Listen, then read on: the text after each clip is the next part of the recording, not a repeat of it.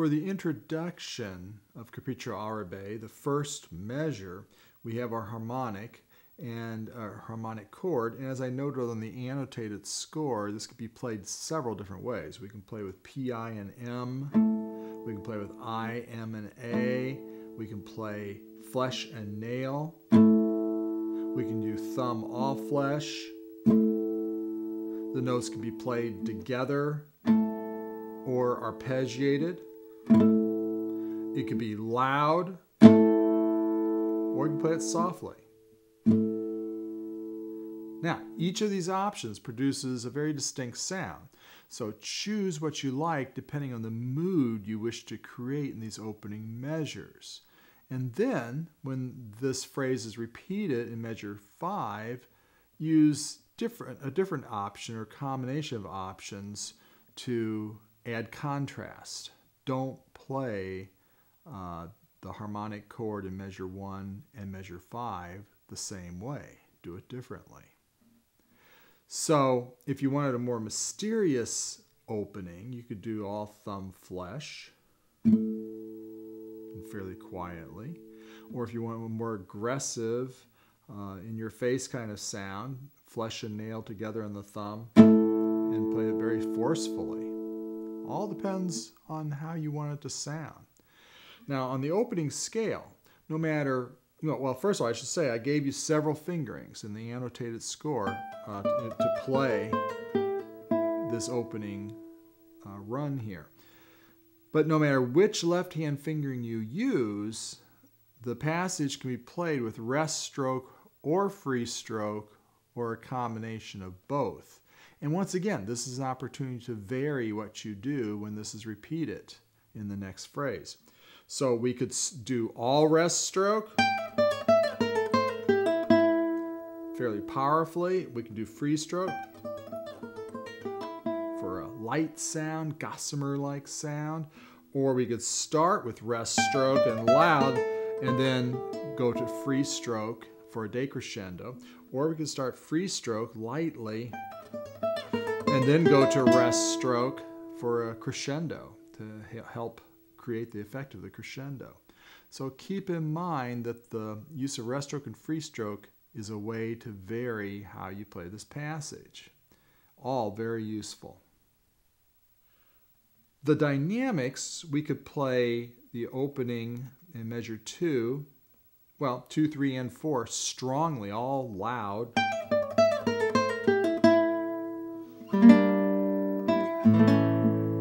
Then we could echo softly in measure 5, measure 6, very quietly. That's a great contrast. And that's the red option there. Or the green option is to play quietly at the beginning.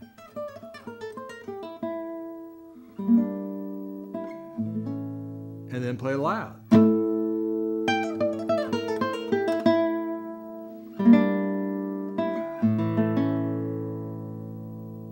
So two very different ways of playing it.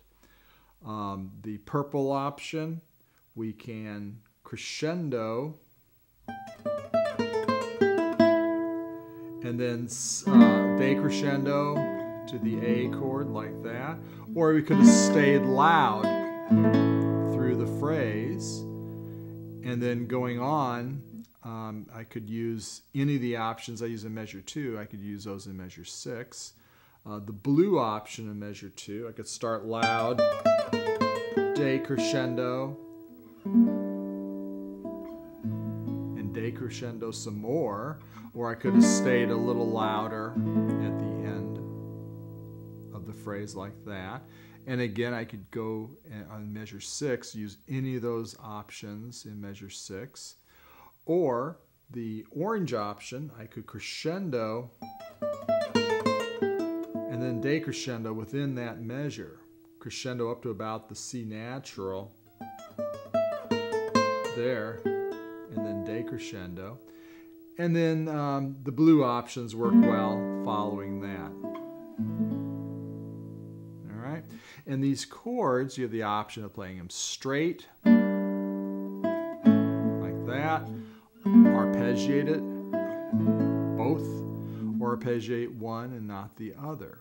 So again, lots of opportunities for playing the repeat at measure 6, playing it differently from measure 2. Then you also have options for rubato. Now you notice the little signs I have there that kind of look like fermatas. You don't want to pause at every one of these, but you could pause, for instance, at the first one. Like that. And notice I didn't do the pull off because I'm pausing on that first one. Like that. Or you could pause on the second beat. Like that. The third beat. Like that. Or the and of the third beat. Like that. I could pause on this chord. Or I could pause on the E going into the A chord. So again, any one of those will sound good. Possibly, maybe even 2 or 3 of them could be held. Just don't try and hold all of them though. And these are opportunities, once again, to vary the repeat of measure 2 when you play it in measure 6. Use those rubato options. Or you can pause at none of them. Just play the scale straight through on, say, the first phrase in measure 2, and then use some of those rubato pauses on the repeat in measure 6. However you want it to go, but you have so many choices to grab from. It's great. And in addition to those holds that you can make on individual specific notes, on a larger scale, you could also simply play fast throughout the measure 2. And then when it repeats, you could vary that. For instance, you could begin slowly and then accelerate through the measure. Or you could begin fast and then retard at the end of the measure. Or you can begin slowly, then accelerate, then retard. Like that. Or you can play it very freely throughout. Something like that. And then the chords can be played in rhythm. Or again, played very freely. Like that. And once again, you would vary how you play those chords in measure 7 when you play them again. So again, go for variety. In measure 9,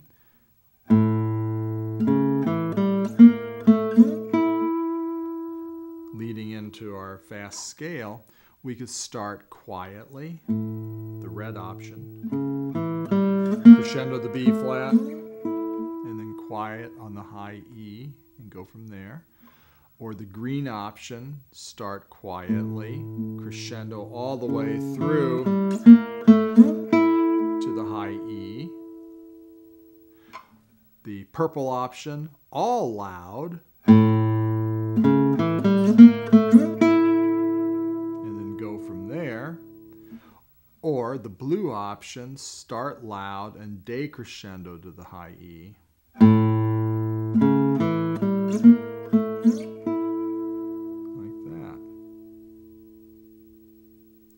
For the run in measure 11, we could start quietly and simply crescendo all the way through to the downbeat of measure 12.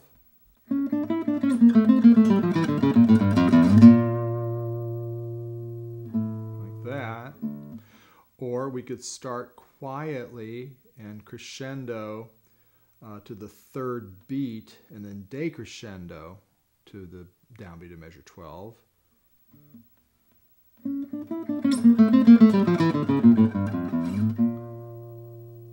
Like that.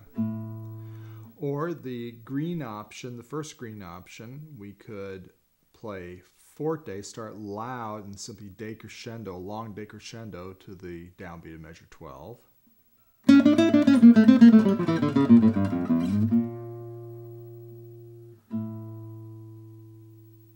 Or Or the second green option is to start loud, decrescendo to the third beat, and then crescendo into the downbeat of measure 12.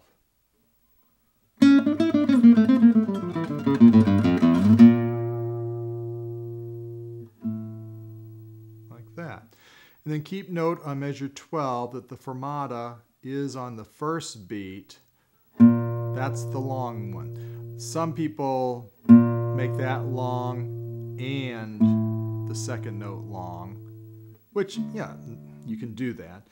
My opinion is that only, you want to hold the half note definitely, but that the third beat shouldn't be too long because it needs to pull us into the downbeat of measure 13 rather than being static and sitting on that A.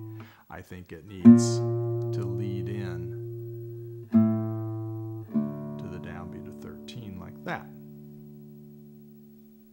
On measures 13 and 14, once again, lots of possibilities. We could play loud,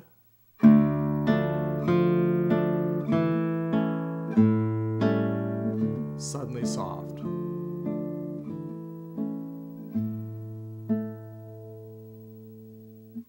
Or the green option, we could start loud and decrescendo, and then measure 14, crescendo and decrescendo. That would sound like this.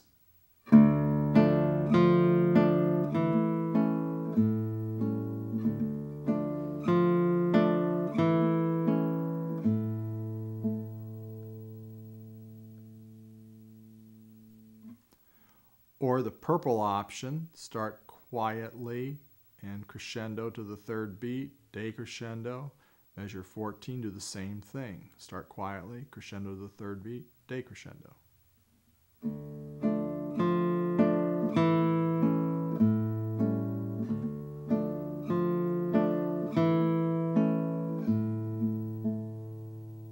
Like that. Or the blue option, we start quietly, crescendo to the downbeat of 14, and then decrescendo.